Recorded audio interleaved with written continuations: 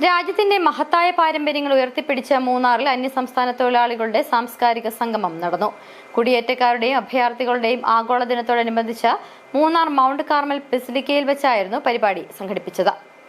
നാനാത്വത്തിൽ ഏകത്വം എന്ന ഇന്ത്യയുടെ ആശയസംഹിതയുടെ പെരുമ വെളിപ്പെടുന്നതായിരുന്നു മൂന്നാർ മൗണ്ട് കാർമൽ ബസിലിക്കയിൽ നടന്ന അന്യസംസ്ഥാന തൊഴിലാളികളുടെ സാംസ്കാരിക സംഗമം. വിവിധ സംസ്ഥാനങ്ങളിൽ നിന്നും എത്തിയ തൊഴിലാളികൾ അവതരിപ്പിച്ച തങ്ങളുടെ പരമ്പരാഗതമായ കലാരൂപങ്ങൾ സംഗമത്തെ ശ്രദ്ധേയമാക്കി.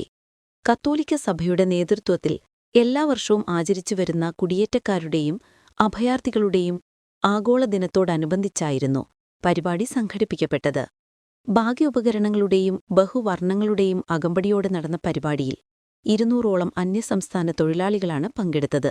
സംഗമത്തിനെത്തിയ വിശിഷ്ടാതിഥികളെ പരമ്പരാഗതമായ രീതിയിലാണ് തൊഴിലാളികൾ വരവേറ്റത്. ഒക്ടോബർ 4-5 തീയതികളിലാണ് ആഗോള കുടിയേറ്റക്കാരുടെയും അഭയാർത്ഥികളുടെയും ദിനമായി സഭ ആചരിച്ചുവരുന്നത്. സംഗമത്തിന്റെ ഭാഗമായി തൊഴിലാളികൾക്കായി ഹിന്ദിയിൽ ദിവ്യബലി അർപ്പിക്കപ്പെട്ടു. കഴിഞ്ഞ ഏതാനും മാസങ്ങളായി മൂന്നാർ ബസിലിക്കയിൽ തൊഴിലാളികൾക്കായി പ്രത്യേകമായി ദിവ്യബലി അർപ്പിച്ചുവരുന്നു.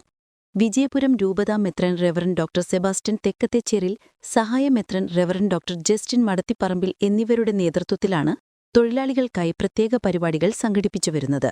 Munnar basilica rector father Michael Valayinchiyil സംഗമം ഉദ്ഘാടനം ചെയ്തു. Father Christudas, sister Suvarna, sister Leela Devasya, Nikesh Isaac എന്നിവർ നേതൃത്വം നൽകി. CT vision Munnar.